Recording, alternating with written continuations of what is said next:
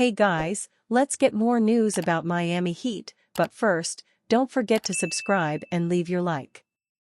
Brian Windhorst, Jimmy Butler's #1 goal is to get to the Suns.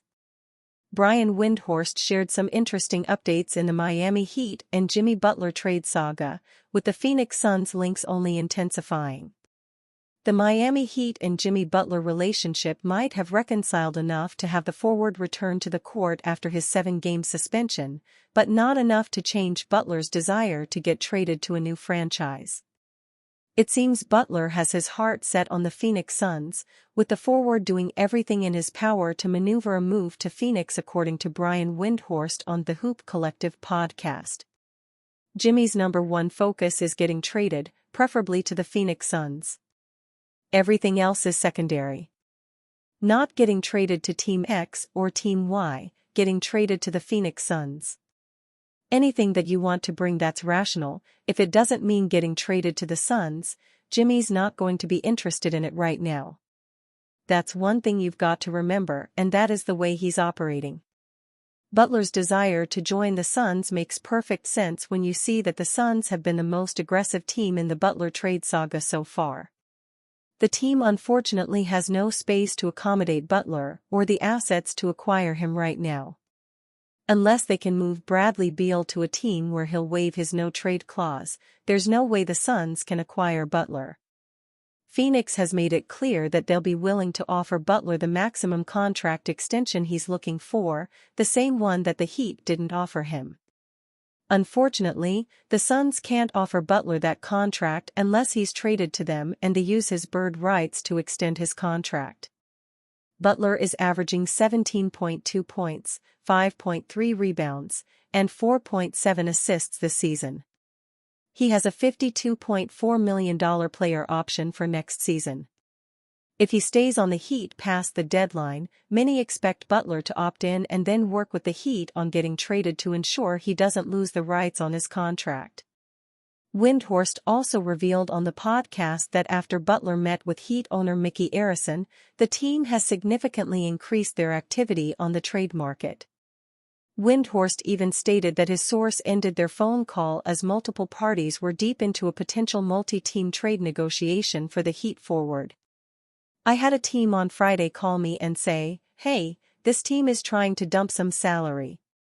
They all of a sudden had to end our phone call to go do something bigger. I speculate that it has to do with Jimmy, Butler, and not just a direct Butler trade, but 3 and 4 team trades. A multi-team trade for Butler does assume the fact that the Suns are involved, as they need multiple teams to somehow make this trade work. A third team might have agreed to take Beal on, but the Suns have to hope Beal accepts a trade to that franchise as well. We are inching closer to a reality where Butler is on the Suns, although multiple steps still need to be taken to create the perfect scenario for this trade." Trail Blazers facing a tall order against Heat bigs. The Miami Heat, who closed the weekend in the Eastern Conference's 8th playoff position, may have found a secret weapon. Kel'el Ware, a 7-foot rookie center, figures to be a bigger part of the game plan when the Heat host the Portland Trail Blazers on Tuesday night. On Sunday, Ware tied his career high with 25 points in Miami's 128-107 win over the San Antonio Spurs. Ware also blocked 2 shots, playing extended minutes alongside center Bam Adebayo for the first time all season.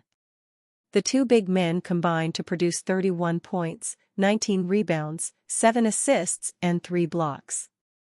Defensively, that looked elite, Heat coach Erik Spoelstra said. Offensively, they'll figure it out. If I have to lean on this lineup, I will. Heat guard Tyler Herro said playing those two centers simultaneously allows Adebayo to roam defensively. Spoelstra said he has been working the Adebayo-Ware combination in practice for a while, and the conditions were right on Sunday against San Antonio's 7-3 center Victor Wembanyama. However, Spoelstra cautioned fans and media members not to get ahead of themselves. "Ware generates a lot of opinions," Spoelstra said. "Let us do our jobs. Let Ware do what he's been doing." Prior to Sunday's game, where was averaging just 13.2 minutes and 6.6 points. He was the number 15 overall pick in June's draft. Our initial thing was become comfortable in a role, Spoelstra said. His second unit had become a bright spot. What he's done now is earn more minutes. Spoelstra said his message to all backups is, make us have to play you. Meanwhile, Portland on Sunday snapped a 5-game losing streak, beating the visiting Chicago Bulls 113-102.